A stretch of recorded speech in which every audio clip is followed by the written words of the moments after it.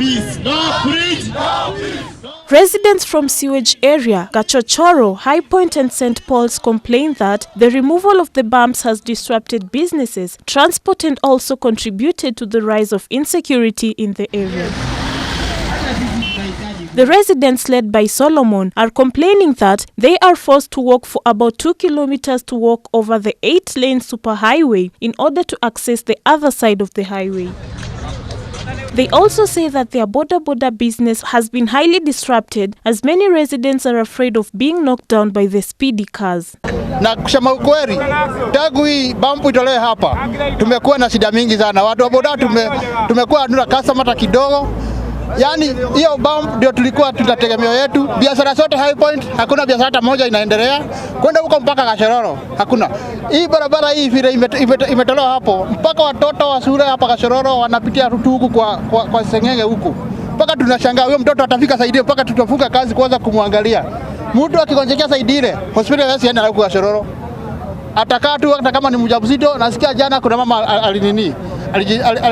alizalia pale. Sasa hiyo mambo sisi tumeshangaa, hakuna mtu hata mmoja atakutetea. Since December, the residents say they have been writing to Kenha to reconstruct the Bumbs and open the grills due to frequent accidents, but they have remained mum, thus forcing them to demonstrate so that their cries may be heard.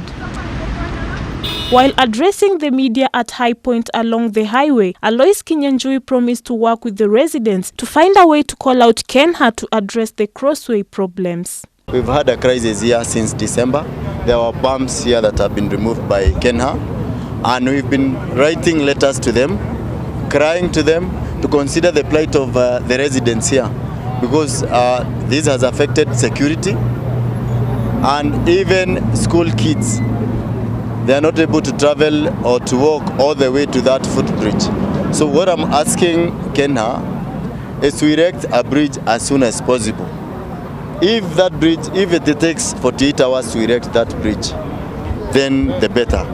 Otherwise, if the alternative and the least that we are asking is the resumption of the bumps that were here. Parents to school-going children are now forced to take their children to school to avoid cases of their children forcing their way across the speeding cars.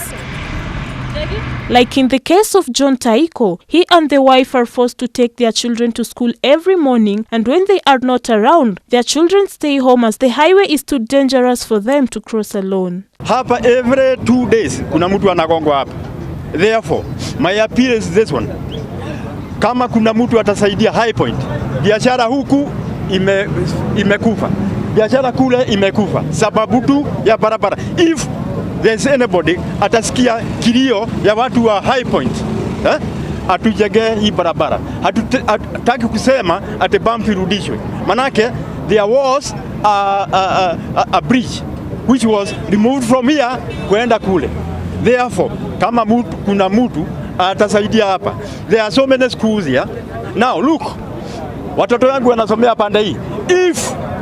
If mama yake hayuko nyumbani ama one of you is not at home, nani atapeleka wao shule? Therefore, lazima kukuwe mtu mmoja wa kuvukisha watoto pande gani.